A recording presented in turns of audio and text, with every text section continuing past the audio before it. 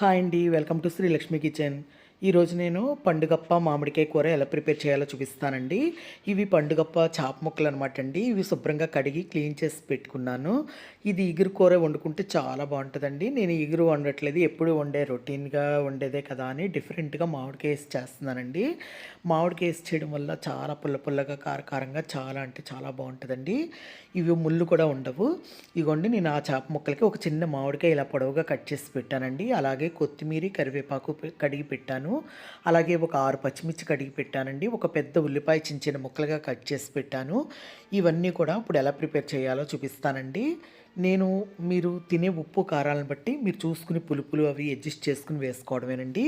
నేను ఇందులో మసాలాలు ఏమీ వేయట్లేదండి. అందువల్ల నేను కొంచెం పచ్చిమిర్చి అనేవి ఎక్కువ వేసుకుంటున్నాను. ఇవన్నీ కూడా ఇప్పుడు కచ్చాపచ్చాగా రోట్లో దంచుకుందామండి. మామిడికాయ మీరు తినే పులుపుని బట్టి మీరు పులుపు అనేది వేసుకోవాలి. మొత్తం అన్నీ కూడా నేను కట్ చేయడం మీకు చూపించట్లేదండి. వీడియో అనేది లెంగ్తీ అయిపోతుందని నేను కట్ చేయడం మీకు చూపించట్లేదు. అన్నీ కట్ చేసానండి. ఈ చేప ముక్కలకి ఒక పావు టీ స్పూన్ పసుపు, ఒక 2 టేబుల్ స్పూన్లు సాల్ట్ వేస్తున్నానండి. ఒక 5 స్పూన్లు కారం వేస్తున్నాను. మా కారం అంత కారంగా ఉండదండి, అందుకని నేను కారం ఎక్కువ వేస్తున్నాను. మీ కారాన్ని బట్టి మీరు ఎంత తింటారో చూసుకుని దాన్ని బట్టి అడ్జస్ట్ చేసుకుంటూ వేసుకోవడమేనండి. నేను 5 స్పూన్లు కారం వేసి మొత్తం అంతా కూడా ఇక్కడ మిక్స్ చేస్తున్నాను. అలాగే ఇందులోనే కొద్దిగా 2 స్పూన్లు ఆయిల్ వేసానండి. ఆయిల్ వేసి కొద్దిగా మొత్తం అంతా కూడా బాగా కలిపి పెట్టేస్తాను ముక్కలకి. ఇవి పక్కన పెట్టేసుకుని ఇప్పుడు రోలు కడిగి శుభ్రంగా పక్కన పెట్టుకున్నాను. ఇందులో ఉల్లిపాయ ముక్కలు వేసుకుని కొంచెం కచ్చాబచ్చాగా దంచుకుందామండి. ఇది గ్రైండ్ చేసుకోకూడదు, ఇలా దంచుకోవడం వల్ల కూర అనేది టేస్ట్ బాగుంటుంది అనమాట అండి. ఇలా కచ్చాబచ్చాగా దంచేసి ఈ ఉల్లి ముద్ద అంతా కూడా ఒక ప్లేట్లోకి తీసేసుకుందామండి. చూడండి, కచ్చాబచ్చాగా దంచేస్తాను మొత్తం అంతా కూడా. ఇప్పుడు దీన్ని ప్లేట్లోకి తీసేసుకున్నాక నెక్స్ట్ మామిడికాయ ముక్కలు వేస్తున్నానండి. మామిడికాయ ముక్కలు కూడా సేమ్ అంతే. ఇవి కూడా కచ్చపచ్చగానే దంచుకోవాలండి. అలా అని మెత్తగాను చేసుకోకూడదు, ముక్కలుగా ఉండాలన్నమాట అండి మామిడికాయ. అలాగా కచ్చపచ్చగా దంచేసి దీన్ని కూడా నేను ఒక ప్లేట్లో తీసేసుకుంటున్నానండి.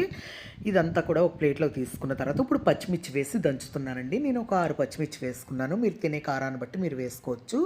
ఇవి కూడా కోర్స్గా కచ్చపచ్చగా దంచేస్తానండి. ఇది మనం కర్రీలో కలుపుకుని తినేయచ్చండి, బాగుంటుంది ఇలా వేసుకోవడం వల్ల. మనం మామిడికాయ వేస్తున్నాం కదా, ఇలాగ కారం ఉప్పు కారాలు అన్నీ ఎక్కువ పడతాయి అనమాట అండి. ఇవన్నీ కూడా ఒక ప్లేట్లోకి తీసేసుకుని అన్నీ ప్రిపేర్ చేసి పెట్టుకున్నానండి. నెక్స్ట్ ఇప్పుడు స్టవ్ ఆన్ చేసి బాండి పెట్టి ఇందులో ఆయిల్ వేసానండి. ఆయిల్ వేసి ఇప్పుడు ఆయిల్ హీట్ అయ్యాక ఇందులో ఉల్లిపాయ ముద్ద వేసుకుని బాగా ఫ్రై చేసుకోవాలండి. మంచి కలర్ వచ్చే వరకు, ఎరుపు రంగు వచ్చే వరకు బాగా వేయించుకోవాలి.